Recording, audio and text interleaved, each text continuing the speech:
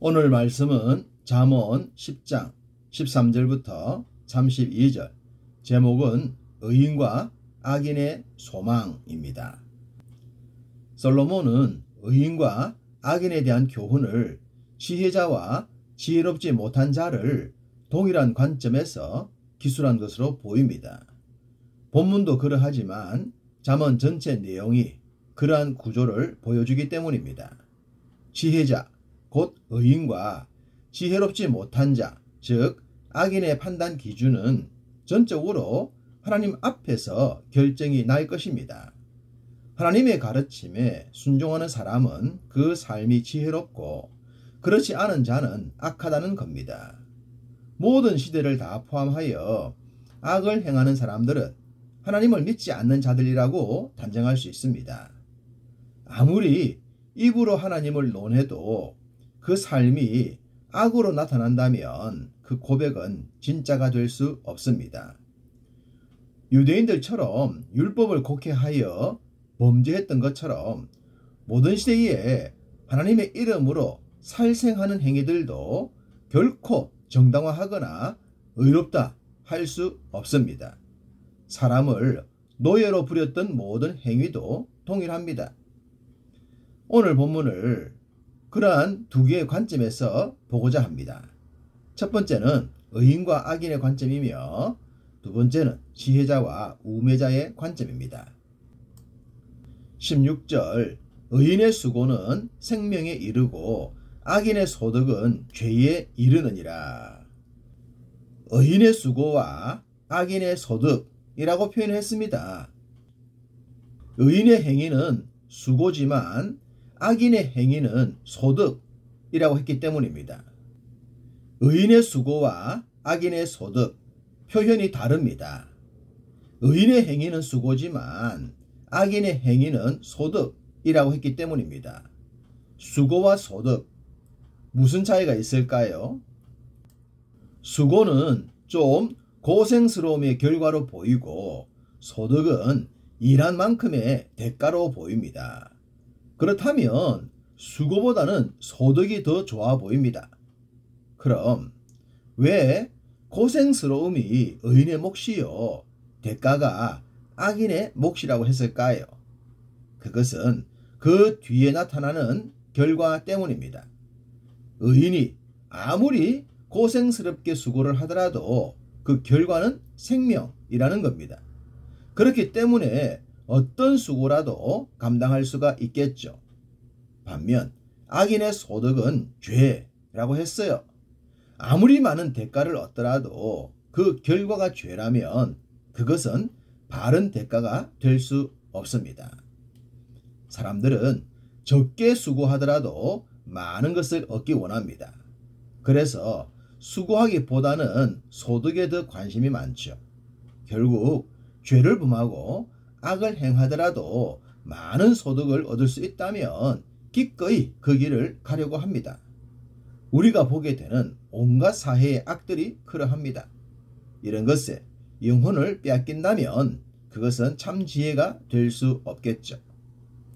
20절, 의인의 혀는 순은과 같거니와 악인의 마음은 가치가 적으니라. 앞서 솔로몬은 말과 관련된 입, 곧 혀에 대해서 교훈을 했습니다. 말을 많이 하지 않는 것이 지혜로운 것이라고 말합니다. 그렇지만 어떻게 사람이 말을 하지 않고 살 수 있겠습니까? 그러니 입에 재갈을 물려야 하고 절제의 미덕을 갖춰 지혜롭게 사용해야겠죠.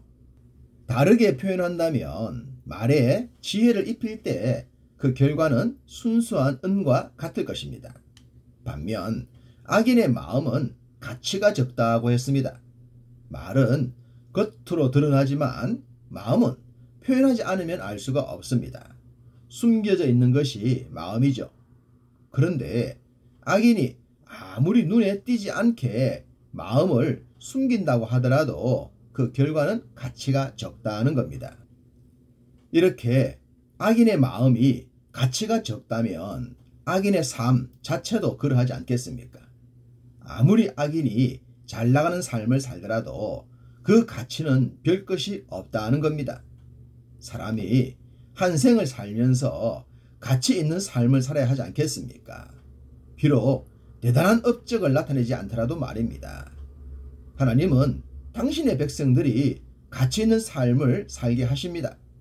가치 있는 삶을 지향할 때 복을 주십니다. 그러니 악인을 부러워할 것이 아니라 악인이 우리를 부러워하는 삶을 살아야 하는 것입니다. 24절 악인에게는 그의 두려워하는 것이 임하거니와 의인은 그 원하는 것이 이루어지느니라. 악인의 결론은 두려움입니다. 그럼 어떤 두려움이 있을까요? 법을 어기고 이룬 많은 것들, 남을 속이거나 남의 것을 과도하게 탈취하거나 사람들에게 인정받지 못하기에 숨겨놓은 것들에 대한 두려움이 있습니다. 정당하다면 자랑하겠지만 그렇지 않은 것은 숨길 수밖에 없겠죠. 악인에게는 그런 두려움이 있을 수밖에 없습니다. 근간에 러시아의 푸틴이 두려움에 빠졌다는 말들이 나오더군요. 전쟁에서 패한 차르는 용서받지 못한다고 하던데 푸틴이 그런 위치에 놓였다는 겁니다. 전쟁의 승패를 떠나 무고하게 수많은 사람들의 피를 흘렸으니 두려워해야 하는 것이 정상입니다. 이 외에도 의인과 악인에 대한 비교는 많습니다. 의인의 소망은 즐거움을 이루어도 악인의 소망은 끊어지느니라. 의인은 영영이 이동되지 아니하여도 악인은 땅에 거하지 못하게 되느니라. 의인의 입은 지혜를 내어도 패역한 혀는 배임을 당할 것이니라. 의인의 입술은 기쁘게 할 것을 알거늘 악인의 입은 패역을 말하느니라. 이렇게 의인과 악인의 삶은 그 과정이나 결과가 너무나도 확연합니다. 그런데도 사람들은 악한 길에서 벗어나지 못할 때가 많죠. 악한 사탄이 얼마나 교묘한지 짐작할 수 있습니다. 이렇게 악한 사탄을 물리칠 수 있는 유일한 길이 부활의 주님밖에 없음을 항상 기억합시다. 이젠 본문에 기록된 지혜자와 우매자에 대한 교훈을 말씀드리겠습니다. 14절 지혜로운 자는 지식을 간직하거니와 미련한 자의 입은 멸망에 가까우니라. 앞서 의인의 혀는 순은과 같다고 했습니다. 그런데 악인의 입은 멸망에 가깝다고 합니다. 우리는 악한 자들이 얼마나 말을 심하게 하는지 너무나도 많이 경험했습니다. 나와 동일한 성정을 지닌 사람인데 그런 사람의 입에서 독하디 독한 말이 나오는 것을 보게 되면 끔찍하죠. 그럴 때마다 또다시 사탄의 존재를 생각하게 됩니다. 사탄에 붙들리면 누구라도 그 입에서 독이 나오게 되고 결국은 멸망으로 이끌어 갈 것입니다. 그에 반해 지혜자에겐 지식이 있습니다. 세상을 살아갈 때 지식이 있고 없음에 따라 얻게 되는 것이 크게 차이가 납니다. 그렇기에 학업을 통해 지식을 쌓으려 하고 경험을 통해 노하우를 만드는 것입니다.